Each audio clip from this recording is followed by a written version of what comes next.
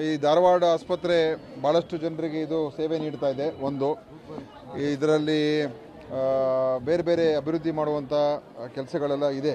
ಅನೇಕ ಒಂದು ಆಸ್ಪತ್ರೆ ಉತ್ತಮ ದರ್ಜೆಗೆ ಏರಿಸ್ತಕ್ಕಂಥದ್ದಕ್ಕೆ ಮತ್ತು ಇರುವಂಥ ಎಲ್ಲ ವ್ಯವಸ್ಥೆಗಳು, ಅದು ಏನು ನಮ್ಮ ಪ್ಲಂಬಿಂಗ್ ಕೆಲಸ ಇರ್ಬೋದು, ಎಲೆಕ್ಟ್ರಿಕಲ್ ವರ್ಕ್ಸ್ ಇರ್ಬೋದು, ಸಿವಿಲ್ ವರ್ಕ್ಸ್ ಇರ್ಬೋದು, ಮತ್ತು ಬೇರೆ ಬೇರೆ ಏನು ಅಗತ್ಯ ಇರುವಂಥ ಎಲ್ಲ ಕಾಮಗಾರಿಗಳಿಗೆ ಇವತ್ತು ನಾನೆಲ್ಲ ಡಿಸ್ಕಷನ್ ಮಾಡ್ತಾ ಇದ್ದೀನಿ. ಈಗಾಗಲೇ ನಮ್ಮ ಡಿ ಸಿ ಅವರು ಇದ್ದರು, ನಮ್ಮ ಇಲ್ಲಿಯ ನಮ್ಮ DH ಅವರು, ಆಮೇಲೆ ಡಿಸ್ಟ್ರಿಕ್ಟ್ ಸರ್ಜನ್ನು ಅವ್ರ ಜೊತೆ ಡಿಸ್ಕಸ್ ಮಾಡ್ತಾಯಿದ್ದು. ಸುಮಾರು ಒಂದು 9-10 ಕೋಟಿ ಬೇಕಾಗುತ್ತೆ ಅಂತ ಹೇಳಿದ್ದಾರೆ.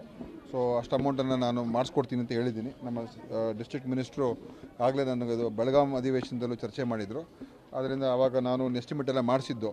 ಸೊ ಅದರ ಪ್ರಕಾರ ಸುಮಾರು 9ರಿಂದ 10 ಕೋಟಿವರೆಗೂ ಅನುದಾನ ಬೇಕಾಗ್ತದೆ. ಅದನ್ನು ನಾವು ಸ್ಯಾಂಕ್ಷನ್ ಮಾಡಿಸ್ಕೊಡ್ತಾ ಇದ್ದೀವಿ.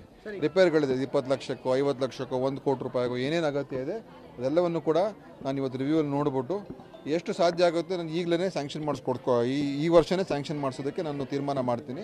ಯಾಕಂದರೆ ನಮ್ಮಲ್ಲಿ ಇರುವಂಥ ಫೆಸಿಲಿಟೀಸ್ ಚೆನ್ನಾಗಿರಬೇಕು ಮೊದಲು, ಆಮೇಲೆ ಎಲ್ಲ ಕಡೆ ಸಿಬ್ಬಂದಿ ಇರಬೇಕು, ಡಾಕ್ಟರ್ಸ್ ಇರಬೇಕು, ಸ್ಟಾಫ್ ಇರಬೇಕು. ಸೊ ಅದೆಲ್ಲ ಇದ್ದರೆ ಆವಾಗ ಏನಾಗುತ್ತೆ, ನಮ್ಮ ಹೆಚ್ಚು ಜನ ಇನ್ನೂ ನಮ್ಮ ಆಸ್ಪತ್ರೆಗೆ ಬರ್ತಾರೆ.